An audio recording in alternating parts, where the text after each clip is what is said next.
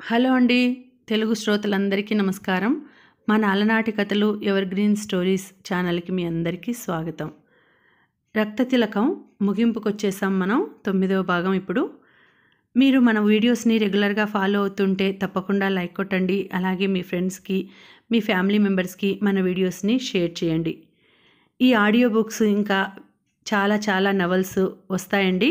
అవన్నీ కూడా డైరెక్ట్గా మీ మొబైల్లోకి నోటిఫికేషన్స్ ద్వారా రావాలంటే తప్పకుండా మన ఛానల్ని సబ్స్క్రైబ్ చేసుకుని చూడండి. ఇక ఆలస్యం చేయకుండా మనం కథలోకి వెళ్ళిపోదాం.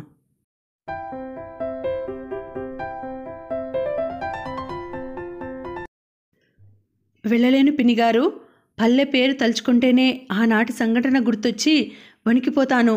అబ్బా, వారు ఎంత బాధపడ్డారో. ఒళ్ళంతా గాయాలతో భయంగా కనులు మూసుకుంది ఈశ్వరి. చంద్రప్రకాష్ ఇంట్లోకి అడుగు పెడుతూనే శశి అని పిలుస్తూ ప్రతి గది వెదకసాగాడు. ఏ గదిలోనూ శశి కనిపించలేదు. చెల్లాయ్, ఈశ్వరి ఎక్కడా అని అడిగాడు కళ్యాణిని. లేదు, వెళ్ళిపోయింది అంది. వెళ్ళిపోయిందా? కుప్ప కూలిపోయాడు ప్రకాష్. పలకరించవచ్చిన తల్లిని చీత్కారంగా చూస్తూ ఈశ్వరి వెళ్ళిపోయిందా? ఎప్పుడు అన్నాడు. విసుగ్గా అంది లలితాంబ. ఆవిడ వెళ్ళిపోవడము, ఎప్పుడు వెళ్ళిపోవడము ఎవరు చూశారు? రాత్రికి రాత్రి వెళ్ళిపోయింది. వెధవ బుద్ధులు. ఈ రకం వాళ్ళకి ఇలాంటి దొంగతంతులే అలవాటు అంది. ఎవరితో చెప్పకుండా వెళ్ళిపోయిందా? ఎక్కడికి వెళ్ళిపోయిందో కూడా తెలియదా? చెప్పకుండా వెళ్ళిపోవడానికి మీరేమో అని ఉంటారు. లేకపోతే అలా ఎందుకు వెళ్ళిపోతుంది? ఆమె డబ్బు కాజేయటం పూర్తయిందేమో, వెళ్ళగొట్టారు కదా. తీవ్ర నిష్ఠూరతతో అన్నాడు ప్రకాష్. అయ్యో, మేమెందుకంటాం, బాగుంది నీ వరస అంటూ ముఖం తప్పించింది లలితాంబ. ప్రకాష్ తల పట్టుకు కూర్చున్నాడు. తమ్ముడు వచ్చి ఈశ్వరి విషయమంతా చెప్పాడు. కళ్యాణి వివాహానికి ముందు ఈశ్వరిని తీసుకురావడం, ఆమె డబ్బు తీసుకోవడం, ఈశ్వరి ఇక్కడే ఉండడం మొదలైన విషయాలన్నీ. రామ్మోహన్ ఈ ఇంటికి రాకపోయినా ఊరికి వచ్చినప్పుడు స్నేహితుల ద్వారా ఈ విషయాలన్నీ తెలుసుకున్నాడు. ప్రకాష్కి పిచ్చెక్కినట్టయింది. రాహు విడిచిన తన శశిని చూడాలని, తన జీవితంలో తిరిగి వెన్నెల నింపుకోవాలని ఎన్నెన్నో ఊహలతో వచ్చాడు. తన శశి కారుమబ్బుల్లో దూరిపోయిందే తిరిగి అనుకున్నాడు. లోపల గడియ పెట్టుకుని ఆ వేళంతా గదిలో ఉండిపోయాడు ప్రకాష్. తల్లి వచ్చి బ్రతిమాలింది తలుపు తీయమని, భోజనానికి లెమ్మని. తండ్రి వచ్చి బ్రతిమలాడాడు. అందరి ప్రయత్నాలు విఫలం కాగా లోపల నుంచి పిచ్చివాడిలా కేకలు పెట్టసాగాడు ప్రకాష్. తల్లిదండ్రుల్ని తీవ్రంగా దూషించాడు. మీరంతా కలిసి నా జీవితం నాశనం చేశారంటూ. లలితాంబ కంటతడి పెట్టింది. పిల్లవాడు పూర్తిగా ఇలా తయారయ్యాడేమమ్మా అంటూ. రాక ఇంతకాలానికి ఇంటికి వచ్చాడు కదా అని సంతోషించకుండా ఈ గొడవ బయలుదేరింది అంటూ. రావుగారు కూడా కంగారు పడసాగారు. ప్రకాష్ పరిస్థితి చాలా విచిత్రంగా తయారైంది. లోపల నుండి ఒకటే కేకలు. యువతలున్న వారంతా జడిసిపోయారు. చివరకు తలుపులు పగలగొట్టి లోపలికి వెళ్ళబోయారు లలితాంబ, రావుగారు, పిల్లలు. అన్నయ్య అంటూ ముందుకు పరిగెత్తిన కళ్యాణి చెంప పగిలింది. కెవ్వు మంది. కంగారుగా ముందుకు వస్తున్న తల్లికి చేయి చూపించాడు. ప్రకాష్ క్రూర దృష్టితో బేజారైన లలితాంబ పాదం వెనక్కి పడింది. మెల్లగా అంతా బయటకు జారారు. మరునాటికల్లా ప్రకాష్ పరిస్థితి మరీ అధ్వానంగా తయారైంది. ఎవరూ అతని గదిలోకి తొంగి చూడటానికి గాని, అతని ఎదుట పడటానికి గాని సాహసించలేకపోయారు. మంచం మీద పరుపు తీసి పైన కప్పుకోవడం, దిండు తీసి ముఖం మీద కప్పుకోవడం, కాళ్ళు చేతులు ముఖము దబదబా మంచానికి బాదడం, అన్నీ పిచ్చి చేష్టలు చేయసాగాడు. ఒక్క క్షణమైనా ఆగకుండా నా శశి, నా శశి, నా శశి, నా జీవన ప్రకాశం అంటూ పలవరింతలు మనసు చెదిరిందని అనుకోసాగారు. ఒక్క రత్నమ్మ మాత్రం అతని దగ్గరికెళ్ళటానికి ధైర్యం చేసేది. ఆమెను ఏమనేవాడు కాడు ప్రకాష్. కానీ ఆమెను చూడగానే నా శశి నాకు దూరమై నన్ను దుఃఖసాగరంలో ముంచింది రత్నమ్మత్త అంటూ ఏడ్చేవాడు. అతని స్థితి చూసేవారందరికీ గుండెలు తరుక్కుపోయేవి. రత్నమ్మ ఓదార్చ చూసేది. ప్రకాష్ తలనిమురుతూ అనునయంగా, చూడు నాయనా, దూరమైన పిల్లని తలుచుకొని క్రుల్లడంలో లాభమేమిటి? నీకు అది జత రాయలేదు కాబట్టే మరొకరి సొత్తు అయ్యింది. మర్చిపోవాలి నాయనా. చూడు అమ్మ వాళ్ళు ఎంత బెంగపడిపోతున్నారో. వారికి నీ మీద పుత్రవాత్సల్యం లేదా? చదువుకున్నవాడివి, అమ్మ వాళ్ళని ఇలా బాధ పెట్టవచ్చా అంది. లేదు రత్నమ్మత్త, నేను నా శశిని మరవలేను. అది నా సొత్తు, అది నా సొత్తే అన్నాడు. అది నీ సొత్తైతే మరొకరిది ఎలా అయింది చంద్రుడు? పిచ్చినాయనవి. బ్రహ్మదేవుడి రాత తప్పుతుందా? ఏది తప్పినా అంది రత్నమ్మ. ప్రకాష్ కళ్ళల్లో కన్నీరు గిర్రున తిరిగింది. తనది కాని ఈశ్వరిని తానెందుకు ఇంతగా ప్రేమించాడు? తన జీవితానికి ఏమిటి శాపం? ఏడుస్తూ తలగడలో ముఖం దాచేస్తున్నాడు ప్రకాష్. తల్లిదండ్రుల హృదయంలో పశ్చాత్తాపం బయలుదేరింది. కొడుకు హృదయశోకం గమనిస్తోంటే. పిల్లవాడి జీవితంలో మేము చేజేతులా నిప్పులు పోసామే, వాడి హృదయంలో మాయని గాయం కలిగించామే, మా అంతస్తుకి తగిన పిల్లని చేస్తే బాగుంటుందని ఈశ్వరికి మరో సంబంధం చేసి చంద్రుడికి అన్యాయం చేశాము. మేము తవ్విన గోతిలో మేమే పడినట్టయింది. పిల్లవాడు బాగుపడే మార్గమేమిటి? వాడు ఈ దుఃఖంలో ఎంత చిక్కి సగమైపోయాడో. పరిపరి విధాలుగా పోయింది ఆలోచన. 3 రోజులు గడిచాయి. ప్రకాష్లో మార్పు లేదు. తిండి సరిగ్గా తినడం లేదు. రత్నమ్మే ఎంతో బ్రతిమాలగా ఒక పూట తిన్నట్టు ఒక పూట మానినట్టు. అతనికి దేని మీద మనసు లేదు. అతని మనసంతా ఏకాకి అయిన ఈశ్వరి మీదే లగ్నమైంది. అహోరాత్రులు ఈశ్వరి స్మరణే అతనికి ఆహారమైంది. ఆనాడు రాత్రి భోజనానికి లెమ్మని చెప్పటానికి గదిలోకి వచ్చింది రత్నమ్మ. రాహు విడిచిన నా శిశిని కల్లారా చూసుకోవాలని మనసారా మాట్లాడాలని వచ్చాను, కానీ నా శిశి మబ్బుల్లో దాగిపోయింది అని పలువరిస్తున్నాడు. రత్నమ్మ ఒళ్ళు పట్టి చూసింది. జ్వరం తీవ్రంగా ఉంది. రత్నమ్మ పిలుపుకి పై పలవరింతే సమాధానమైంది. కొడుకు స్పృహలోకి వస్తాడేమోనని కంట్లో ఒత్తులు వేసుకుని ఎదురు చూస్తున్నారు లలితాంబ రావుగారు రాత్రి నుంచి నిద్రాహారాలు మానేసి. ప్రకాష్కి స్పృహ రాకముందే ఇంజెక్షన్ ఇచ్చాడు డాక్టర్. జరగవలసిన వైద్యం జరుగుతూనే ఉంది. ప్రయోజనం మాత్రం ఇంచుక కూడా కనిపించలేదు. ఈశ్వరిని తీసుకువస్తే ప్రకాష్ కోలుకుంటాడని డాక్టర్ చెప్పాడు. లలితాంబ రావుగార్లు మనస్ఫూర్తిగా అంగీకరించారు డాక్టర్ సలహాను. కొడుకు తమ కళ్ళ ముందు నుంచి మాయం కాకపోతే అంతే చాలు అనుకున్నారు. క్రొత్తగా వచ్చిపడిన ఈ ఆపద తల్లిదండ్రులని కొడుకులని కలపడానికి వచ్చిందేమో అన్నట్లు తమ పౌరుషాలు పట్టుదలలు విడిచిపెట్టుకుని జన్మలో రామమోహన్ ముఖం చూడమని ఒట్టు వేసుకున్న లలితాంబ రావుగార్లు ఉషాసుందరి తల్లికి కబురు చేశారు కొడుకుని పంపించమని. ఇప్పుడు అనిపిస్తోంది వాళ్ళకి ఎలా ప్రవర్తించినా కుటుంబంలో నుంచి చీలిపోకుండా హాయిగా ఆనందంగా కలిసి ఉండాలని. రామ్మోహన్ ఇంట్లో అడుగుపెట్టాడు విజయగర్వం చిందుతున్న ముఖంతో. చాలా కాలానికి కనిపించిన కొడుకుని చూసి కంటతడి పెట్టింది లలితాంబ. ప్రకాష్ పరిస్థితి చెబుతూ ఎలాగైనా మీ అన్నయ్యను బ్రతికించుకోరాము అంది రాగాలు కట్టి ఏడుస్తూ. రామ్మోహన్ స్వయంగా అన్న పరిస్థితి కనుగొని ఇంతా చేసింది మీరేనని తల్లిదండ్రుల్ని చివాట్లు పెట్టాడు. అవునరా రాము, మూర్ఖమైన పట్టుదలతో మీ అన్నయ్యకు అన్యాయం చేశాం. రోగిష్టివాడని తెలిసి అతడికిచ్చి పెళ్లి చేసి ఈశ్వరి గొంతు కోశాం. ఇప్పుడు అనుభవిస్తున్నాం ఆ పాప ఫలితం అన్నారు. తల్లిదండ్రులు పశ్చాత్తాపడుతున్నందుకు సంతోషం సంతృప్తి కలిగాయి రామ్మోహన్కి. ఈశ్వరిని తీసుకురావడానికి ఆ రోజే పయనమై వెళ్ళాడు. మణిమాల హాలులో కూర్చుని ఉంది. రామ్మోహన్ తనని పరిచయం చేసుకుని ఈశ్వరిని గురించి అడిగాడు. విసుగ్గా దురుసుగా సమాధానమిచ్చింది మణిమాల. ఆమె లేదు. నిన్న సాయంకాలం దేవాలయానికి వెళ్ళిన మనిషి తిరిగి ఇంటికి రాలేదు. ఎక్కడికి ఎగిరిపోయిందో ఎవరికి తెలుసు అంది. మణిమాల స్వభావం 2 మాటల్లో అర్థం చేసుకున్నాడు రామ్మోహన్. ఎగిరిపోవడం దాకా వచ్చిందన్నమాట వీళ్ళ ధోరణి. ఈశ్వరికి ఇక్కడ కూడా ఇంత గౌరవప్రదమైన స్థానం లభ్యమైందన్నమాట. దురదృష్టవంతురాలు అనుకున్నాడు. పోనీ ఆమె ఎక్కడికెళ్ళింది, ఎవరింటికి పోయేది కూడా తెలియదా మీకు అడిగాడు. ఇక్కడ కాపలా ఎవరూ లేరు అంది. తెచ్చిపెట్టుకున్న ఓర్పుతో అంచనాకైనా ఆమె ఎవరింటికి వెళ్ళిందో కూడా తెలియదా తమరికి అని అడిగాడు రామ్మోహన్.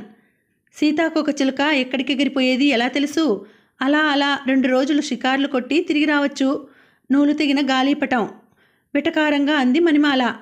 రామ్మోహన్ విసురుగా లేచి నిల్చొని పరాయిదాన్ని చూసినట్టు ఆమెపై నిందలు వేసి తెచ్చే నలుపు మీకు వర్తిస్తుందని గుర్తించండి. మీలో మీకు ఎన్ని విరోధాలున్నా బయటికి ఈ రూపంగా ప్రచారం చేయడం అది మీకే తీరని అవమానం. ఇంటికి వచ్చిన కోడలని విస్మరించినట్టున్నారు. చిన్నప్పటి నుంచి మా ఇంట్లో పెరిగిన ఈశ్వరిని సీతాకోకచిలుక ఎక్కడికి ఎగిరిపోయిందో అనేదాకా వచ్చిందన్నమాట. అంటే ఎంత చిత్రంగా ఉందండి మీ స్వభావం. భలే ఆడవారండి హేళనగా అనేసి బయటపడ్డాడు రామ్మోహన్. ఏమో చూద్దామని పల్లెకి వెళ్ళటానికి నిశ్చయించుకున్నాడు. ఒకవేళ ఈశ్వరి అక్కడికి వెళ్ళిందేమోనని. అక్కడికి వెళ్ళినా నిస్పృహతో తిరిగి రావాల్సి వచ్చింది. మరునాడు ఉదయం ఊరికి చేరిన రామ్మోహన్ ఈశ్వరి జాడ తెలియకుండా పోయింది. ఏం చేయను అన్నాడు నిట్టూరుస్తూ. జ్వరం తగ్గి స్పృహలోకి వచ్చిన ప్రకాష్ తమ్ముడిని వివరాలడిగి తెలుసుకొని రాగం కట్టి ఏడ్చేశాడు. ఇక్కడ అక్కడ తనకి స్థానం లేక అవమానాల పాలై బ్రతుకు విరక్తి చెంది తన శశి ఏ నుయ్యో గొయ్యో చూసుకుందనేసి స్థిరంగా నిశ్చయం చేసుకున్నాడు ప్రకాష్. ఈశ్వరి చచ్చిపోయిందని. జ్వరం పూర్తిగా తగ్గకముందే ఒంట్లో బలహీనతగా ఉన్న బంధుమిత్రులు ఎంత కాదన్నా వినకుండా విరక్తి చెందినట్టుగా ప్రయాణం కట్టాడు పట్నానికి. బయటికి వెళ్ళి ఇంటికి వస్తోన్న రామారావుకి దారిలో శేషాచలం కనిపించి పలుకరించాడు. జగన్మోహన్ దుర్మరణానికి విచారం వెలుబుచ్చి ఈశ్వరి మీది కక్షతో ఓ అభూత కల్పన చేసి రామారావు బుర్రలో దూర్చాడు శేషాచలం. నాకు మొదటే ఆ విషయం తెలిసి ఉంటే నేను ఈ పెళ్లి చేసేవాడిని కాదండి. అబ్బాయికి మృత్యుదేవతని తెచ్చి కట్టినట్టే అయ్యింది. మీ మరదలు వివాహానికి ముందే లలితాంబ కొడుకుతో సంబంధం కలిగి ఉందని తర్వాత తెలిసింది. ఇంతకు అబ్బాయి ఆత్మహత్య చేసుకోవడానికి కారణం అడిగాడు. ఆ విషయం మాకెవరికీ తెలియదండి. మేము అక్కడికి వెళ్ళేసరికే వాడు కళ్ళు మూశాడు. మరదల్ని అడిగితే ఆమె ఏ విషయమూ చెప్పడానికి అంగీకరించలేదు. గట్టిగా అడిగితే ఏడుస్తుంది, కానీ ఏ విషయమూ చెప్పదు అన్నాడు రామారావు. మీరు ఒక విషయం ఆలోచించండి.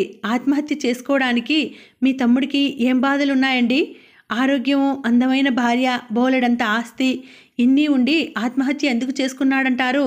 ఇందులో ఏదో మిస్టరీ ఉంది అన్నాడు శేషాచలం. అంటే మీ ఊహ? అది హత్యేనని. మీ మరదలు అతన్ని అంతమొందించి ఆస్తి హస్తగతం చేసుకొని ప్రేమించిన వాడితో లేచిపోవాలని ప్లాన్ వేసుకొని ఉండాలి. అందుకే ఏదో ప్రేమ నటించి అన్నదమ్ముల్ని విడదీసి ఆస్తి విభాగాలు చేయించింది. ఆస్తి తన పేరు మీద వ్రాయించుకుంది. తన పథకం పారగానే అర్ధరాత్రి హాయిగా ఉందాం దా మగడా అని 3 అంతస్తుల పైకి తీసుకువెళ్ళి క్రిందికి త్రోసి ఉండాలి. ఇంత చేసిన మనిషి విషయం ఎలా బయటపెడుతుంది చెప్పండి అన్నాడు. వినగానే నమ్మలేకపోయినా తమ్ముడు హఠాత్తుగా వచ్చి ఆస్తి విభాగాలు చేయమని పట్టుబట్టడం మొదలైన విషయాలన్నీ గుర్తుకు తెచ్చుకుంటే నిజమేనేమో అనిపించసాగింది. నిజమే, నిన్న సాయంకాలం చిక్కడపల్లి వెంకటేశ్వర ఆలయానికి వెళ్ళింది మరదలు. ఇంటికి రాలేదు. ఎక్కడికి వెళ్ళిందో ఏమైందో తెలియదు అన్నాడు రామారావు. నిజమే అని మెల్లగా అంటారే, అక్షరాలా అంతే.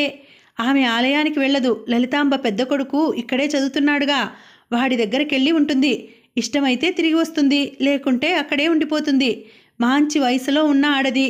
దేవుడు భక్తి ఎందుకండి? ఆ మాత్రం గ్రహించవద్దా మీరు? విషయమేమిటో తేల్చేయాలనిపించింది రామారావుకి. ఈశ్వరికి ఫ్యామిలీ డాక్టర్కి మంచి పరిచయము, చనువు ఉన్నాయి. భర్త చనిపోయిన నాటి విషయాలు అన్నీ డాక్టర్తో చెప్పి ఉంటుందని తమ ఊహ. డాక్టర్ని అడగడానికి తమకి అవకాశం కలగలేదు. కానీ ఇప్పుడు ఆయన్ని అడిగి యథార్థ విషయం బయటికి తీయాలని డాక్టర్ ఇంటికి వెళ్ళాడు రామారావు. కొంతసేపు మామూలుగా జరిగింది సంభాషణ రామారావుకి డాక్టర్కి మధ్య. చివరికి మనసులో ఉన్న విషయం బయటపెట్టాడు రామారావు. డాక్టర్కి కోపము, జుగుప్సా కలిగాయి. ఇంత నీచంగా ఆ అమ్మాయిని ఎందుకు అనుమానించారు? ఏదో అభాండం ఆమె పైకి త్రోసి ఆమె ఆస్తి లాగేయాలని మీ మనసులో ఉంటే చెప్పండి. సూటిగా సంతోషంగా ఆమె ఇచ్చేసేటట్లు చేస్తాను. కానీ విధి ఆమెని వక్రదృష్టితో చూసిందని ఆమెని కోర్టుకు ఈడవడం దాకా పోయారంటే ఆమెకి అండగా నేనున్నానని మనసులో పెట్టుకోండి. మల్లెపువ్వు కంటే స్వచ్ఛమైన ఆమె మనస్సు, శీలము నాకు కూతుళ్ళు లేని లోటు తీరుస్తుంది ఇక ముందు అన్నారు కొంచెం ఆవేశంగా. రామారావు కొంచెం తగ్గి, ఆమెకి అన్యాయం చేయాలని మా ఉద్దేశం కాదు, విషయమేమిటో తెలుసుకుందామని, మీకు తెలుసునని అంతే అన్నాడు మెల్లగా. నాకు తెలిసిందల్లా ఒక్కటే, చచ్చినవాడి ఆయుష్యం మూడి చచ్చాడు. ఆ అమ్మాయి అదృష్టం బాగాలేదు అంతే అన్నాడు. ఇక లాభం లేదని లేచాడు రామారావు. ఈశ్వర్ రాగానే మణిమాల నేరారోపణ చేయసాగింది. వెధవ తిరుగుళ్ళు, వెధవ బుద్ధులు, పిల్లి శీలం. తమరి పై మెరుగులు ఎవరికి తెలియవో. నిన్న ఆలయానికి వెళ్ళి ఎక్కడికెళ్ళావమ్మా షికారు? మీ బావగారి మర్యాద మంటగలిపెట్టున్నావే. ఇదేం భోగంకంపు అనుకున్నావా? నీ ఇష్టం వచ్చిన తిరుగుళ్ళు తిరగటానికి. మీ అత్తయ్య కొడుకు ఇంటికి వెళ్ళడం, వంశానికి తీరని కలంకాలు తీసుకురావడం, ఇదేం బాగలేదు నీ వరస. బుద్ధిగా ఉంటే ఇక్కడ ఉండు, లేకపోతే మీ అత్తయ్య వాళ్ళ దగ్గరికే పో. చూడొచ్చే వాళ్ళెవరుండరిక. నీ ఇష్టం వచ్చినట్టు ఆడొచ్చు అంది. నిష్కారణంగా పైబడ్డ ఈ నిందకి నిశ్చేష్టురాలైంది ఈశ్వరి. నిన్ను తెచ్చి మరిదికి కట్టబెట్టుకున్నా అతను బ్రతికి ఉండేవాడు లక్షణంగా. నువ్వు ఆయనకి మృత్యుదేవతవయ్యావు. అమ్మగారి పాదమహిమ అలా ఉంది. ఇంకేమిటో అనసాగింది. ఈశ్వరి పల్లెత్తు ఒక్క మాట కూడా అనలేదు. కానీ తిరస్కారమైన ఒక్క చూపు తోడుకోడలి ముఖంలోకి విసిరి చెరచెరా బావగారున్న గది దగ్గరికి వెళ్ళింది. తలుపు వారగా నిలబడి స్థిరమైన కంఠంతో అంది, నేనుండడం మీకు కష్టంగా ఉంటే వెళ్ళిపోతాను బావగారు, కానీ అకారణంగా నన్ను సాధించితే సహించే అవసరం నాకు లేదు. నేను మా అత్తయ్య కొడుకుండే స్థలానికి వెళ్ళలేదు. ఆలయంలో కృష్ణవేనమ్మ పిన్నిగారు కనిపించి పిలిచారు. వెళ్ళి వస్తున్నాను. కావలిస్తే వెళ్ళి తెలుసుకోవచ్చు. పిల్లి శీలం ఎలక శీలం అంటూ నన్ను అనటం అకారణం. నేను చేసిన దోషం లేదు. కప్పిపుచ్చుకునే అవసరం లేదు. మణిమాల వచ్చి తీవ్రంగా ఆయనతో చెబుతున్నావెందుకు? నాతో మాట్లాడక? మగవారు సరిగా మాట్లాడరని ధైర్యంతోటా? మరదలి గౌరవ మర్యాదలెలా కాపాడుకోవాలో తెలియని మూర్ఖురాలివి. పిల్లి కాలు బర్రె తొక్కితే ఎలుక మీద మీసాలు దువ్వినట్టుందే నీ తంతు అంది మణిమాల. నోరు మంచిదైతే ఎవరితోటైనా మాట్లాడవచ్చు. అది కొంత మర్యాదగా ఉంటుంది. నోటి దురుసు కొద్దీ మాట్లాడేవారికి బదులు చెప్పి పరువు పోగొట్టుకోనా అని తన గదిలోకి వెళ్ళి తలుపేసుకుంది ఈశ్వరి. ఈశ్వరి మనస్సు పూర్తిగా విరిగిపోయింది. ఈనాటితో ఇక్కడ ఉండకూడదని నిశ్చయించుకుంది. కానీ ఎక్కడికెళ్ళాలి? పల్లెకి వెళ్ళిపోతే ఆ భవనంలో ఒంటరిగా కాపురం చేసేదేలాగా? ఆయన చనిపోయిన నాటి సంఘటనలు, ఆ ఘోర దృశ్యం క్షణక్షణము గుర్తుకు వస్తుంటే భయంకరమైన ఆ జీవితం ఎలా గడపాలి ఆ భవనంలో? ఏమైనా వెళ్ళిపోవాలని నిర్ధారించుకుంది ఈశ్వరి. కాలక్రమేణా అదే అలవాటు అవుతుందని, వెళ్ళక తప్పదని అనుకుంది. 2 రోజులు గడిచాయి. కృష్ణవేనమ్మ నౌకరును పంపించింది మేనల్లుడి దగ్గరికి.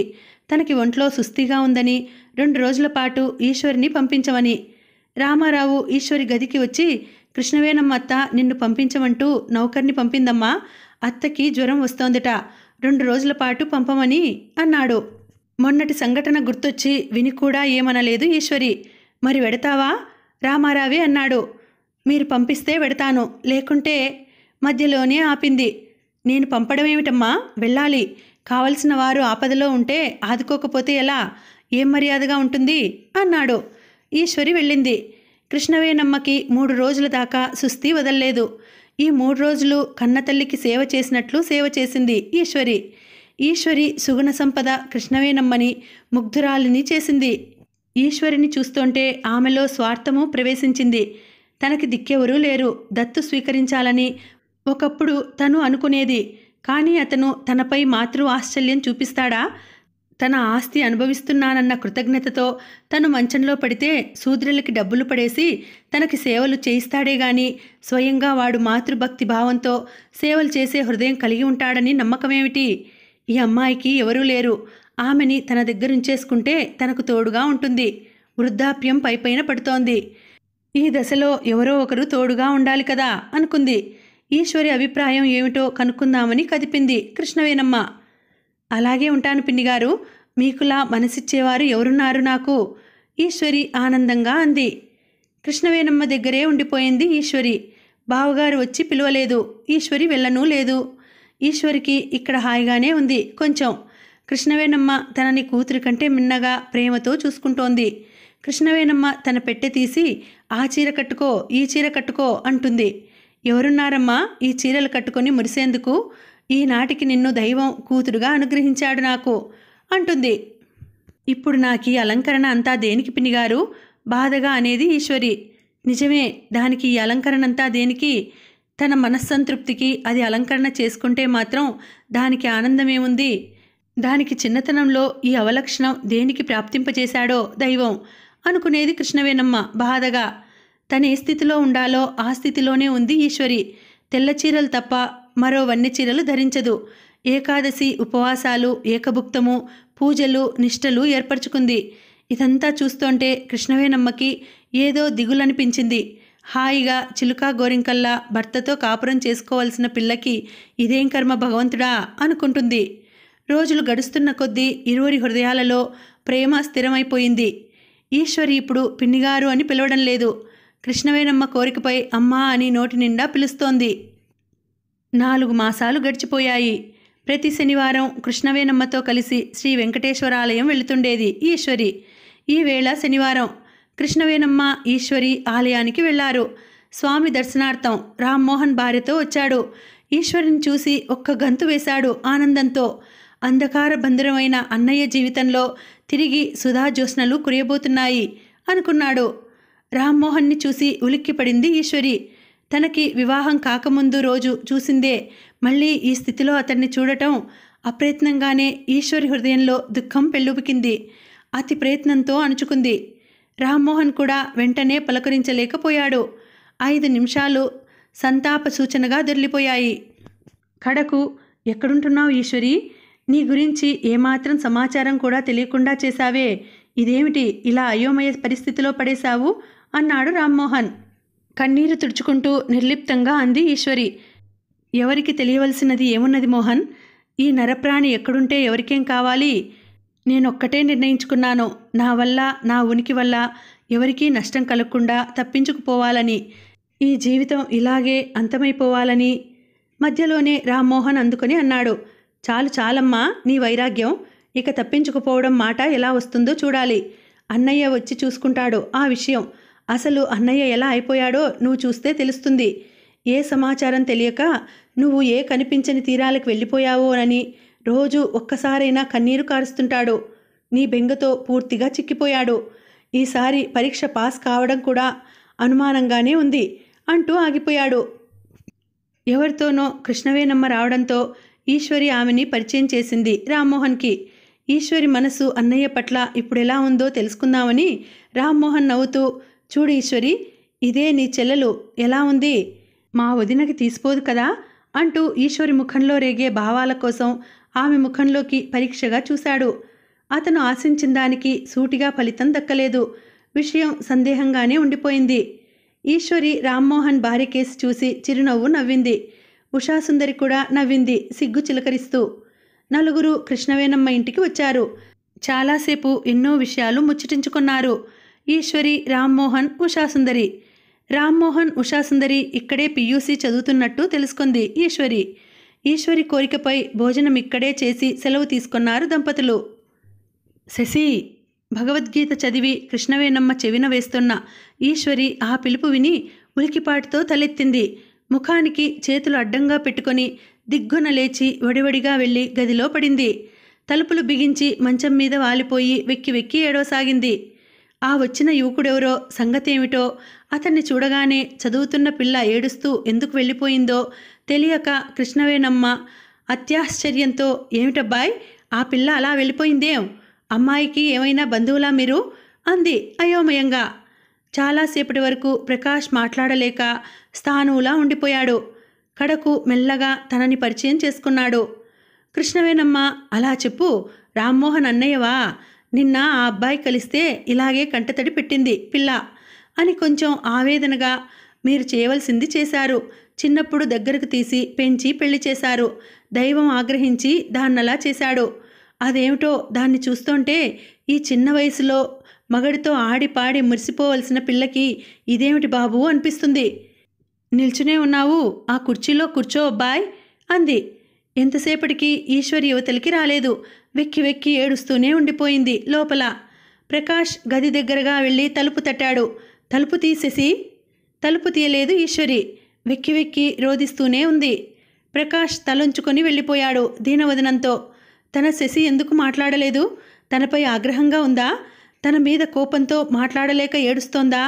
లేక వైధవ్య శోకమా? ఎన్ని విధాల ఆలోచించినా ప్రకాష్కి ఈశ్వరి ఆంతర్యం బోధపడలేదు. రోజులు దొర్లిపోతున్నాయి. ప్రకాష్ ఈశ్వరి కోసం వస్తూ పోతూ ఉన్నాడు. ఈశ్వరి ప్రవర్తన మాత్రం నిర్లిప్తంగా ఉంది. అతను వెళితే ఆమె మాట్లాడిన 2 మాటలు మనసు లేక మాట్లాడినట్టు ఉంటుంది. భర్త ఉండగా తనతో మాట్లాడినంత చనువుగా కూడా ఇప్పుడు మాట్లాడదు. ముట్టుకుంటే అంటుకుంటాడేమో అన్నంత దూరంగా తిరుగుతోంది. నిజంగా నా శశి మనస్సు నాపై విరిగిపోయిందా? నేను కట్టుకున్న ఊహా సౌధాలన్నీ నేల కూలవలసిందేనా? నా జీవితం ఇలా అంధకారంలో గడిచిపోవలసిందేనా? ఇక శశి నాది కాదా? ప్రకాష్ అనుక్షణము నిరాశాంధకారంలో మ్రగ్గిపోతున్నాడు. ఆ రోజు ఆదివారం, సెలవు దినం. ప్రకాష్ మనస్సేం బాగుండలేదు. ప్రక్క మీద పడుకొని కణతలు ఒత్తుకుంటున్నాడు. తీవ్రమైన ఆలోచనలతో తల బ్రద్దలైపోతున్నట్టుంది. వాసంతి చెల్లెలు రాజ్యం వచ్చింది. నాన్నగారు పిలుస్తున్నారండి అంది మెల్లగా. ప్రకాష్ లేచి చొక్కా వేసుకుని క్రిందకు వెళ్ళాడు రాజ్యంతో కలిసి. సుందర్రామయ్య ప్రకాష్ని ఆహ్వానించి కుర్చీలో కూర్చోమని చెప్పాడు దరహాసవదనంతో. ప్రకాష్ కూర్చుంటూ, పిలిచారట అన్నాడు. చిన్న సహాయం కావాలోయ్, పెద్దదేం లేదు. పెద్దమ్మాయిని మొన్న దాని అత్తయ్య వచ్చి తీసుకెళ్ళింది. దాని బావ వస్తున్నాడట. ఈ నెల్లాళ్లలో వివాహం కూడా జరిపేయాలని అనుకుంటున్నాం. అది సరే, ఈ చిన్నది చూసావు, ఒకటే మొండిపట్టు. తనేమో ఈరోజు సినిమాకి వెడుతోందట. వెంట ఎవరూ లేనిదే ఎలా వెడతావే, ఆడపిల్లవి ఒక్కతివి అంటే మీరు రండి నాన్న అంటుంది. నేనెప్పుడైనా సినిమాలు చూశానా ఏమన్నానా? ఈ వృద్ధాప్యంలో నాకు సినిమాలేమిటి? దాని అమ్మకు ఒంట్లో బాగోలేదు. పెద్దమ్మాయి అయినా ఉంటే ఇద్దరూ కలిసి వెళ్ళేవారు. ఎంత చెప్పినా తను సినిమాకి వెళ్ళడం తప్పదంటుంది రాజ్యం. కారుందిగా, కారులో వెళ్ళి అమ్మాయికి సినిమా చూపించుకొని జాగ్రత్తగా తీసుకురావాలోయ్ అని చెప్పాడు సుందరరామయ్య. తలనొప్పిగా ఉందండి, కావలిస్తే రేపు తీసుకువెళ్తాను అన్నాడు ప్రకాష్ వినయంగా.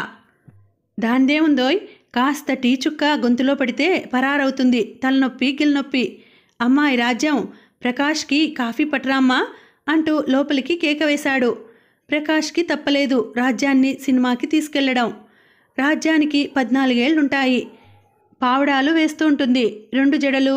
మొత్తం మీద చాలా అందమైనది, చలాకీ పిల్ల. హెచ్ఎస్సి చదువుతోంది.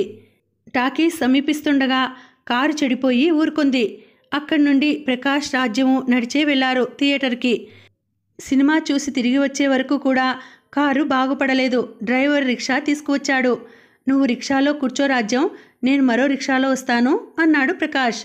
రాజ్యం భయంగా, అమ్మో ఒక్కదాన్నే, నాకు భయమేస్తుందండి, ఈ రిక్షావాడు ఎవడో ఏమో అంది. పట్నవాసపు పిల్లకు ఉండవలసిన భయమేనా అని నవ్వుకున్నాడు ప్రకాష్. ఇక తప్పక, అయితే ఎక్కు అంటూ తను కూర్చున్నాడు. రాజ్యం ఎక్కి ప్రకాష్ ప్రక్కన కూర్చుంది. రాజ్యం మనస్సులో ఏమున్నదో గాని ప్రకాష్ మాత్రం ముళ్ళ మీద కూర్చున్నట్టు కూర్చున్నాడు. నువ్వు పూర్తిగా మారిపోయావు శశి అన్నాడు ప్రకాష్ అన్నం కలుపుతూ. ఎందుకు చందు అంది ఈశ్వరి నెయ్యి వంచుతూ. వెంటనే సమాధానం చెప్పలేదు ప్రకాష్. ఈశ్వరి వెళ్ళి గడపలో కూర్చుంది ఎటో చూస్తూ. నువ్వు ఈవేళ మనస్ఫూర్తిగానే భోజనం పెడుతున్నావా అడిగాడు. చిన్నగా నవ్వి, నీ బుర్ర చెడిపోయింది చందు, ఆకలాకలంటూ ఇంటికి వచ్చావు అంది. ఈరోజు నీ చేతి భోజనం కావాలి శశి అన్నాడు. ఆకలంటూ వచ్చిన అతిథికి మనస్ఫూర్తిగా భోజనం పెట్టక మనసు కష్టపెట్టుకోవడం ఎందుకుంటుంది? అందున కృష్ణవేణమ్మగారింట్లోనా అంది. యజమానురాలికి అతిథిని కావచ్చు, మరి నీకో? ఇరుకున బెట్ట చూశాడు. నాకు అంతే సంకోచం లేకుండా చెప్పింది ఈశ్వరి. ఈశ్వరి నుంచి ప్రియమైన మాటనేదో ఆశించిన ప్రకాష్ ముఖం నల్లబడింది. ఆ కోపంలో అతను చాలాసేపటి వరకు మాట్లాడలేదు. ప్రకాష్ లేవగానే ఈశ్వరి వచ్చి ఎంగిలాకు తీసేసి స్థలం శుద్ధి పెట్టి వంటింట్లోంచి బయటికి వచ్చింది. తమలపాకు మడిచి ప్రకాష్కి అందిస్తుంటే తిరిగి ప్రశ్నించాడు ప్రకాష్. అతిథి భావం తప్ప మరో భావం నీకు లేదా ఈవేళ? కొంచెం యోచించి అడిగింది ఈశ్వరి.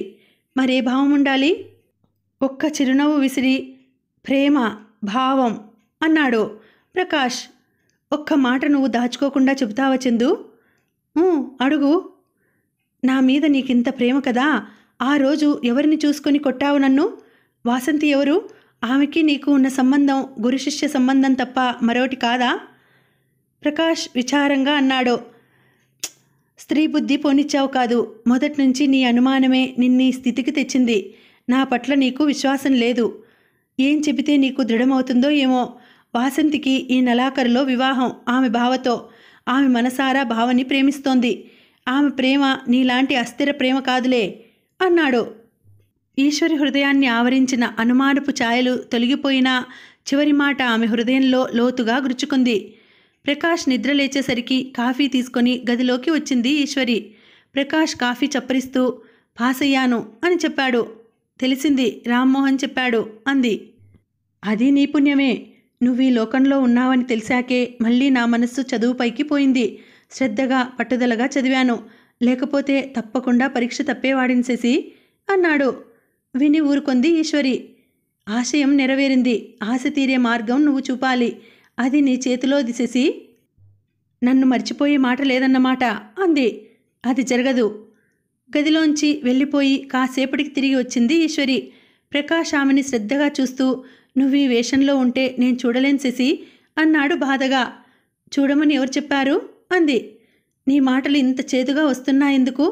అంత కానివాణ్ణయ్యానా అడిగాడు. అయితే చెప్పు, ఎలా ఉండమంటావు? జుట్టు ముడి తీసి అందంగా జడ వేసుకోవాలి. ఆకుపచ్చ చీర కట్టుకోవాలి. నాజుగ్గా నగలు పెట్టుకోవాలి. నుదుట తిలకం, చేతి నిండా గలగలమంటూ గాజులు. ఇక మాట్లాడక చందు. వెర్రి వ్యామోహంలో పడి మాట్లాడుతున్నావు. ఎంగిలికూటికి ఆశపడే దౌర్బల్యం ఎందుకు వచ్చిందో నీకు. ఈ విధవే నీకు అంతగా కావాలా? మళ్ళీ నాతో అనిపించకు, నేను ఇలానే ఉండిపోతాను. నువ్వు మాత్రం నీకు తగిన మంచి పిల్లని చూసి పెళ్లి చేసుకుని హాయిగా ఉండు, నన్ను ఆశించకు అనేసి రాబోయింది ఈశ్వరి.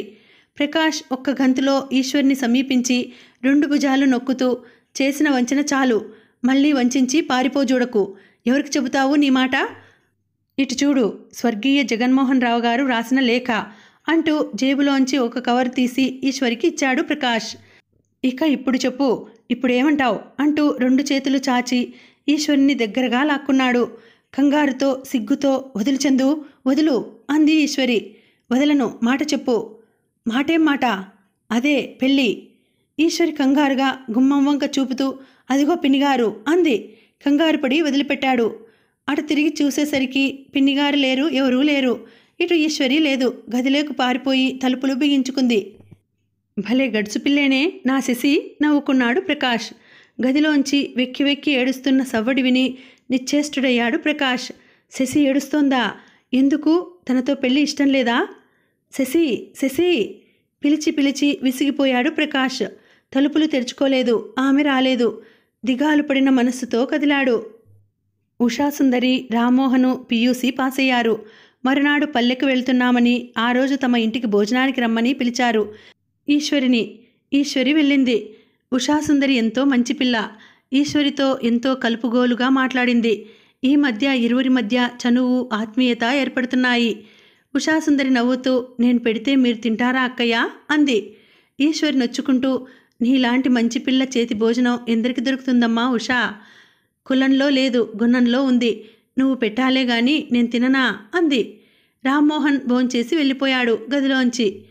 వంట బ్రాహ్మణుడికి బదులుగా స్వయంగా తానే వడ్డించింది ఈశ్వరికి ఉషాసుందరి. తను కూడా వడ్డించుకు కూర్చుంది. ఇది నిజమా అక్కయ్య? మీ మరిది అంటుంటారు మీరు బావగారికి అన్యాయం చేసి మీరు అన్యాయం అయ్యారని. దానికి కారణం మీరు బావగారి ప్రేమను శంకించడమేనని అంది. గతం గుర్తుకు తీసుకురావడానికి ప్రయత్నించకమ్మా ఉషా, నా హృదయం కృంగిపోతుంది. కన్నీటికి అడ్డుకట్ట వేయడానికి ప్రయత్నించింది ఈశ్వరి. మీరు ఏమనుకోనంటే ఒక్క మాట అడుగుతానక్కయ్యా అంది. తలెత్తింది ఈశ్వరి. 20 కూడా నిండలేదు మీ వయస్సు. మళ్ళీ మీరు వివాహం చేసుకుంటే బావగారికి శాంతి చేకూర్చిన వారు కాగలరు. బావగారు ఆశలన్నీ మీ మీద పెట్టుకుని ఉన్నారు. మీ మనసు అటెందుకు మల్లనివ్వడం లేదు అంది. సమాధానం ఇవ్వలేదు ఈశ్వరి. మనసులో ఎన్నో ఆలోచనలు రేగుతున్నాయన్న విషయం స్పష్టమవుతోంది వదనంలో. రామ్మోహన్ వచ్చాడు గదిలోకి. దుష్ట వినాశనం జరిగిందంటూ. ఏమిటి అడిగింది ఈశ్వరి. కిల్లి వేసుకుందామని షాపు దగ్గరికి వెడుతున్నాను. ఈ వీధి మలుపు దగ్గర ఏదో గుంపు కనిపించింది. ఏమిటా అని వెళ్ళి చూస్తే రక్తపు మడుగులో ఓ వ్యక్తి కనిపించాడు. అతనెవరో కాదు, శేషాచలం. కారు క్రింద పడి చచ్చాడు దుర్మార్గుడు అన్నాడు మోహన్. సర్వసాక్షి, మనిషి న్యాయాన్యాయాల్ని విచారించకపోడు నిర్లిప్తంగా అంది ఈశ్వరి. మరో విషయం కదిపాడు రామ్మోహన్. మీ అత్తయ్య మావయ్య ఎంత మారిపోయారో తెలుసా ఈశ్వరి? మన పంతమే నెగ్గింది. కోడల్ని తీసుకురమ్మనవని నిన్న నాన్న ఓ ఉత్తరం రాశాడు. ఉషన్ నేను పెళ్లాడదలిచాను అంటే కులం, వంశమర్యాదంటూ అంతెత్తు ఎగిరిపడిన వారిప్పుడు పూర్తిగా చల్లబడిపోయి కోడల్ని తీసుకురమ్మని ఉత్తరం రాశారు. అంతే, ప్రేమించి పెద్దల ప్రమేయం లేకుండా స్వతంత్రంగా పెళ్లాడిన వారికి మొదట్లో ఈ బాధలు తప్పవు. తర్వాత అంతా కలిసిపోతారు. ఏమంటే ఈ చేసుకునే వాళ్ళకి గుండె ధైర్యం కావాలి. ఎన్ని బాధలొచ్చినా ఎదుర్కోగల ఆత్మస్థైర్యం ఉండాలి అన్నాడు. ఈశ్వరి నవ్వుతూ అంది. నీకు మీ అత్తగారి అండ ఉన్నది కాబట్టి మీ నాన్నగారితో పోట్లాడి వచ్చి ఉషని పెళ్లి చేసుకున్నావు. ఉష పేద పిల్ల అయి ఉంటే ఇలా తెగించేవాడివా మోహన్? చదువు ఎలా చదవాలి, పెళ్ళాన్ని ఎలా పోషించాలి, లేనిపోని గొడవ ఎక్కడ్రా బాబు అని నీ ప్రేమకి మంగళం పాడేవాడివి కదూ అంది. మన ప్రేమ అంత డొల్ల అనుకున్నారా ఈశ్వరి గారు? పేదపిల్ల కాదు, బిచ్చపు పిల్ల అయినా పెళ్లాడేవాణ్ణి. ప్రేమ బలం గొప్పదిగా ఉండాలి గాని ఆర్థిక బలం ఏపాటి? చదువుకి స్వస్తి చెప్పేవాడిని, ఒళ్ళు వంచి పనిచేసేవాడిని, రేయింబవళ్ళు శ్రమించేవాడిని. నా శ్రమనంతటినీ ఒక్క చిరునవ్వుతో మరిపింపచేసే నా ఉష ఉంటే ఇక మనకి కావాల్సిందేమిటి? మధురంగా నవ్వుతూ ఓరగా చూశాడు భార్య ముఖంలోకి. నిండుగా కృతజ్ఞతగా నవ్వింది ఉషాసుందరి. మొదట పరస్పరం ప్రేమ గాఢమై ఉండాలి. ఒకరిపై ఒకరికి విశ్వాసం ఉండాలి. సంఘం పెట్టే బాధలకి తట్టుకునే గుండె నిబ్బరం ఉండాలి. మన ఊళ్ళో చూడు, సుజనా రాజగోపాలం ప్రేమ కథ విషాదాంతమైందంటే సంఘపు కట్టుబాట్లను తెంచుకోలేకే ధైర్యం ఉండాలి. కానీ మొదట్లో బాధలు తప్పకపోయినా ప్రేమ వివాహాలు సుఖాంతములవుతాయి. మా ప్రేమ కథ సుఖాంతమైంది. ఇక నీది మిగిలింది ఈశ్వరి. అమ్మా నాన్న కూడా అభ్యంతరం చెప్పరు. అన్నయ్య మనసు వారికి ఇప్పుడు బాగా అర్థమైంది. నువ్వు అన్నయ్యకి ప్రాణాధికమని గ్రహించారు. ఎవరు ఏమైనా చేసుకొని తమ సంతానం సుఖంగా తమ కళ్ళ ముందుంటే చాలు అన్నట్టున్నారు. నువ్వు అనడమే తరువాయి అన్నాడు రామ్మోహన్. మొన్న డాక్టర్ రమాకాంత్ ఇంటికి వెళ్ళినప్పుడు కూడా తనకి ఇటువంటి సలహానే ఇచ్చారు. ఎంత నిగ్రహంతో ఉన్నా, తన ప్రవర్తన ఎంత పవిత్రంగా ఉన్నా లోకం తక్కువ చూపు చూస్తుందని, లేనిపోని నిందలు వేస్తుందని, వివాహం చేసుకొని తన జీవితానికి ఒక రక్షణ ఏర్పరచుకుంటే స్త్రీ సుఖపడుతుందని తనలాంటి వారిని గురించి చెబుతూ చెప్పుకొచ్చారు. ఎవరెన్ని చెప్పినా తన మనసు పునర్వివాహానికి అంగీకరించడం లేదు. కారణం స్పష్టంగా తనకే తెలియదు. చందు ప్రేమ పట్ల విశ్వాసం లేక ఏమో, తనపై అతని హృదయంలో ఇప్పుడున్న అభిమానురాగాలు తర్వాత కూడా ఉంటాయని ఎవరు చెప్పగలరు? చూడు, నువ్వు తోడు లేక అల్లాడుతుంటే నేను సహృదయంతో స్వీకరించాను, వితంతువుని పెండ్లాడాను అని సమయం వచ్చినప్పుడు అంటే తను సహించగలదా అంత తేలిక మాటను? చందు హృదయంలో తనకి ఇప్పుడున్న ప్రేమానురాగాలు ఎప్పటికీ తగ్గకుండా నిలుపుకోవాలంటే అతనికి దూరంగా పోవడమే మేలు. ఈ శరీరాలు దూరం అయితేనే హృదయాలు చేరువవుతాయి, మమతలు పెరుగుతాయి అనుకుంది ఈశ్వరి. ప్రకాష్కి విజయవాడలో ఉద్యోగం వచ్చింది. మరునాడు ప్రయాణం పెట్టుకున్నాడు. ఇల్లు ఖాళీ చేసి వెడుతున్నానని చెప్పటానికి క్రిందికి వెళ్ళాడు ప్రకాష్. సుందర్రామయ్య సాదరంగా ఆహ్వానించి ప్రకాష్ని కూర్చోబెట్టాడు. రేపు పెడుతున్నావా? మంచి ఉద్యోగం దొరికింది, అదృష్టవంతుడివి అని రాజ్యాన్ని కేకేశాడు. అమ్మాయి రాజ్యం, చంద్రప్రకాష్ వచ్చాడు, కాఫీ పట్రామ్మా. రాజ్యం కాఫీ పళ్ళెంతో అందంగా నడిచి వచ్చింది. ప్రకాష్ ముందు పెట్టి అదే సిగ్గుతో పారిపోయినట్టుగా పరిగెత్తింది. విజయవాడ వెళ్ళిపోయాక మళ్ళీ ఇక్కడికి ఎందుకు వస్తావు అన్నాడు. ఇక్కడికి వచ్చినప్పుడు మాత్రం మిమ్మల్ని కలిసిపోకుండా పోతానా? చిన్నగా నవ్వి అన్నాడు ప్రకాష్. ఎప్పుడో కలవటం కాదోయ్, నీతో శాశ్వత బంధం ఏర్పరచుకోవాలనుకుంటున్నాం. రాజ్యం నీకు చక్కని జోడి, దానికి నీవంటే ఇష్టమున్నదని కనిపెట్టాను. నీ ఇష్టమేదో చెప్పు, తర్వాత ఇచ్చిపుచ్చుకోవడాలు మా బలాబలాలను సీనుగాడు నేను చూసుకోగలం అన్నారు. మౌనం వహించాడు ప్రకాష్. చెప్పబోయ్, సిగ్గుపడకు. ప్రకాష్ అప్రయత్నంగా తల త్రిప్పాడు. అవేవో తీయని ఆశలు నిండుకున్న రెండు కళ్ళు తనకేసి చూస్తున్నాయి. రాజ్యం పిచ్చిపిల్ల, తనని ప్రేమిస్తున్నట్టుందే అనుకున్నాడు. నేను కొంచెం ఆలోచించుకోవాలండి అని సెలవు తీసుకున్నాడు ప్రకాష్. కృష్ణవేణమ్మ ఇంటికి వెళ్ళి ఈశ్వరితో ఏ సంగతి తేల్చివేయాలని బయలుదేరబోతుండగా వర్షం ప్రారంభమైంది. వర్షం వెలిసాక వెడదామని కూర్చున్నాడు. అతడికి ఈశ్వరి అందరానిదిగా తోస్తోంది. ఆమె అతనికి ఎంత దూరమవుతోందో అతనిలో అంత ఆకర్షణ అధికమవుతోంది. ఆమె అందకుండా పోతున్న కొద్దీ ఆమెను తన దాన్నిగా చేసుకోవాలన్న పట్టుదల బలపడుతోంది. సాయంకాలం వర్షం వెలిసింది. బయలుదేరాడు ప్రకాష్. అతను వెళ్ళేసరికి కృష్ణవేణమ్మ ఏమిటో సామాను సర్దుతోంది, మూటాముల్లే కడుతోంది. ప్రకాష్ ఆశ్చర్యంగా, ప్రయాణం ఉన్నట్టుందే, ఎక్కడికత్తగారు అని అడిగాడు. అమ్మాయికి తీర్థయాత్రల మీద మనసు తిరిగింది. కొంతకాలం పాటు ఏవో పుణ్యక్షేత్రాలు దర్శించుకు వద్దామంది. మంచి విషయమే, వెళదామనుకున్నాం. ఇవాళ ఉదయం శాస్త్రిగారిని పిలిచి మంచి ముహూర్తం చూడమన్నాను. రేపు ఉదయం 10 గంటలకి బయలుదేరండి ఇంటి నుంచి అన్నారు. సామాను సర్దేస్తున్నాను అంది. ఈశ్వరి మీద ఎంతైనా కోపం వచ్చింది ప్రకాష్కి. ఓహో, నా నుంచి తప్పించుకుపోవడానికి ఇదొక యుక్తా? ఆ కోపంలో ప్రకాష్ పెదవి గట్టిగా నొక్కుకున్నాడు. ఈశ్వరి ఎక్కడుంది అత్తగారు? పెరట్లో పువ్వులు కోస్తున్నట్టుంది అంది. చరచరా వెళ్ళాడు ప్రకాష్. ఈశ్వరి పువ్వులు కోయడం పూర్తి చేసి ఇంట్లోకి రాబోతుండగా ఆవేశంగా ఎదురుపడ్డాడు. ఈశ్వరిని వెళ్లకుండా ఆపి, మనసు అటు మళ్ళింది. నిజంగా నీ మనసు అటు మళ్ళిందా? నా నుంచి తప్పించుకోవడానికి తీర్థయాత్రల మీదకి మనసు తిరిగింది కదూ? కోపావేశంతో అరిచాడు. ఈశ్వరి కొంచెం తీక్షణంగా అంది.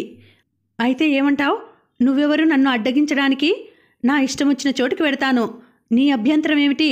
నీ సంబంధం ఏమిటి అంది కొంచెం కోపంగా. వెర్రెత్తిపోయాడు ప్రకాష్. దారి వదులు, పూజకు వేళయింది. ఇందాక వర్షం వస్తుంటే పువ్వులు కోయటానికి వీలు పడలేదు, వేళ మించిపోయింది అంది మళ్ళీ. నాకంటే నీకు దేవుడు ఎక్కువయ్యాడు. పళ్ళు కొరుకుతూ ఈశ్వరి రెక్క పట్టుకున్నాడు.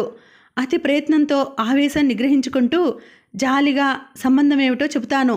నిన్ను ప్రేమించిన వాణ్ణి, నిన్ను ఆరాధించిన వాణ్ణి, నిన్ను నాదాన్ని చేసుకోవాలని కలలు కన్నవాణ్ణి. కానీ నువ్వు నిర్దయగా నన్ను విడిచిపోతున్నావు. ఇది చాలా అన్యాయం. నువ్వెక్కడికి వెళ్ళినా దేవుడు నీకు శాంతినివ్వడు. నిజం చెప్తున్నా శశి, నిన్ను గాఢంగా ప్రేమిస్తున్నాను అన్నాడు. నువ్వు ప్రేమించి ఉండవచ్చు, ఆయన ప్రేమించారు. నా వల్ల ఏ సుఖము నోచుకోకుండానే వెళ్ళిపోయారు. నేను మాత్రం ఈ సుఖాలు అనుభవించడానికి మనసెలా ఒప్పుతుందో చెప్పు. పరలోకంలో ఉన్న ఆయనకి అన్యాయం చేసిందాన్ని కాను అంది. మన వివాహమే అతను కోరాడు. తన జీవితం బలిపెట్టాడు. మన కళ్యాణం పరలోకంలో ఉన్న జగన్ ఆత్మకి శాంతి కలుగజేస్తుందే గాని ద్రోహం కాదు, అన్యాయం కాదు. నువ్వేదో చెప్పి నన్ను అన్యాయం చేయకు. అసలు నీ మనసులో ఏవో అనుమానాలున్నాయి. అవి బయలుపరచడానికి ఏవో వంకలు పన్నుతున్నావు. నా ప్రేమ శంకించకు. నిన్ను వదులుకొని బ్రతకలేను శశి, బ్రతకలేను అన్నాడు. అయితే చావు విసుగ్గా అరిచి వెళ్ళబోయింది ఈశ్వరి. అంతే, మల్లి పందిరికి వేసిన రాతి స్తంభానికి నుదురు కొట్టుకుంటూ ఉద్వేగంతో అరిచాడు ప్రకాష్. చస్తున్నాను, నీ ఎదుటే చస్తున్నాను, నీకోసమే చస్తున్నాను.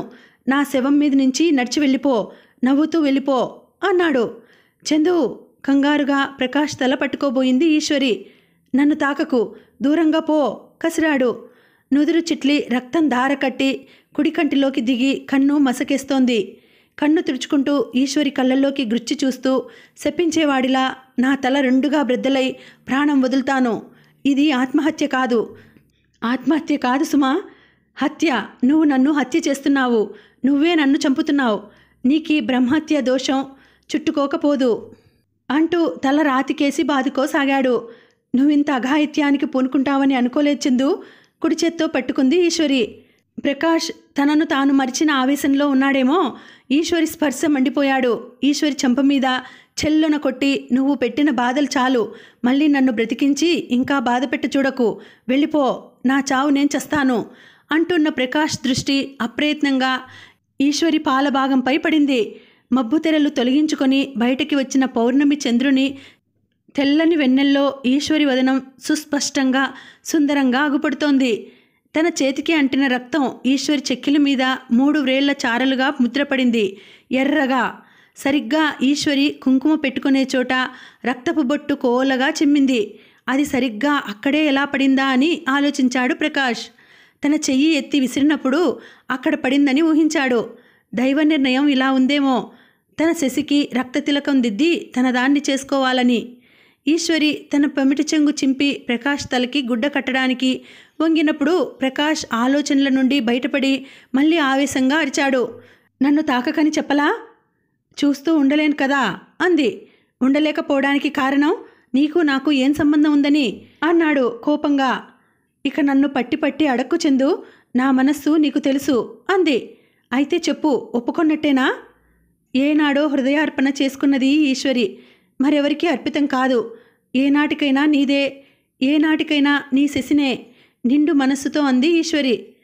సజ్జలో ఉన్న పువ్వులు ప్రకాష్ పాదాలపై వంచుతూ, నువ్వు నాకు దేవుడి కంటే గొప్పవాడివి చందు అంది. అనుమానం తీరినట్టేనా? ఎత్తిపొడుపుగా అడిగాడు. నీది పవిత్రమైన ప్రేమ చందు, ఆనందాశ్రువులు నిండిన నేత్రాలతో ప్రకాష్ ముఖంలోకి చూస్తూ అంది ఈశ్వరి. జీవితమంతా నిన్ను ప్రేమించి నా జీవితం ఆనందమయం చేసుకుంటాను శశి. నీ మీద నా ప్రేమ ఏనాడూ తరగదు, కించిత్తు కూడా. ఈశ్వరి కుడి చేతిని తన చేతిలోకి తీసుకుని మృదువుగా నొక్కుతూ అన్నాడు ప్రకాష్. ఈశ్వరి ముఖం మీదున్న రుధిరం తుడుచుకోవడానికి చెయ్యి ఎత్తేసరికి ప్రకాష్ తన చేత్తో ఆమె చెయ్యి పట్టుకు వారిస్తూ, తుడవకు, కొంచెం సేపటి వరకైనా. నా ప్రేమ విలువ తెలుసుకోవటానికి చిందిన ఈ రక్తం విజయం సాధించి నీ నొసట తిలకమైంది. దేనితోనూ సాధించలేని నన్ను నా రక్తం చిందించి సాధించుకున్నాను. దైవఘటన చూడు శశి, అతను నీ మీది ప్రేమతో నీ సుఖం కోరి తన రక్తం చిందించి నీ నొసట కుంకుమను తుడిచి వెళ్ళిపోయాడు. నీ మీది ప్రేమ రుజువు చేసుకోవటానికి నా రక్తం చిందించి రక్తమే నీ నొసటి తిలకంగా దిద్దగలిగాను.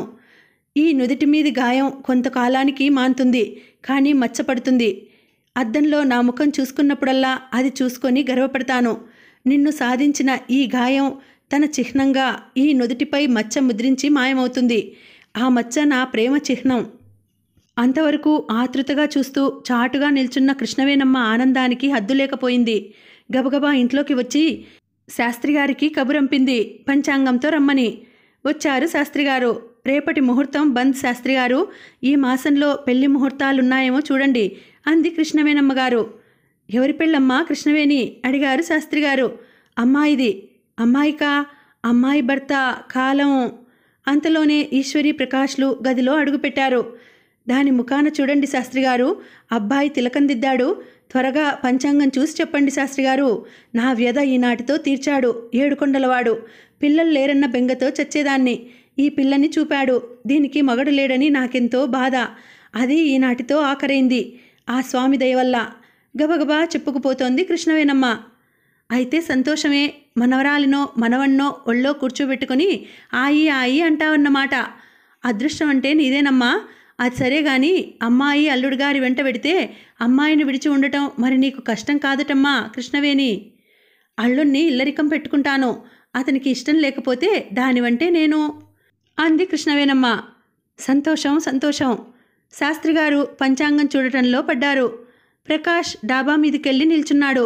హృదయం ఆనందలహరిపై తేలిపోతుండగా పౌర్ణమి చంద్రుని చూస్తున్నాడు. ఈశ్వరి మెల్లగా వచ్చి, నిజంగా చెప్పు చందు, నన్ను హడలగొట్టడానికి కదూ నువ్వలా ఆగాయిత్యానికి పూనుకుంది? నిజంగానే చేశావా అంది. అరే మళ్ళీ అనుమానమా? నీకు నమ్మకం కలగాలంటే ఇక్కడి నుంచి దూకి చస్తాను అంటూ పడేవాడిలాగే నటించాడు ప్రకాష్. అమ్మో అంత పని చేయకు, సరదాకి అడిగాను. నీ ప్రేమ గురించి నాకెలాంటి శంక లేదిప్పుడు అంది. నిజం చెబుతున్నాను శశి, నీ మీద నాకెంత ప్రేమో. ఉదయం జరిగిన సంగతి చెప్పాడు ప్రకాష్. వాసంతి చెల్లెలు రాజ్యం ఉంది. ఈరోజు వాసంతి నాన్నగారు అడిగారు, రాజ్యాన్ని నీకివ్వదలిచాము, నీ ఇష్టం చెప్పు అని.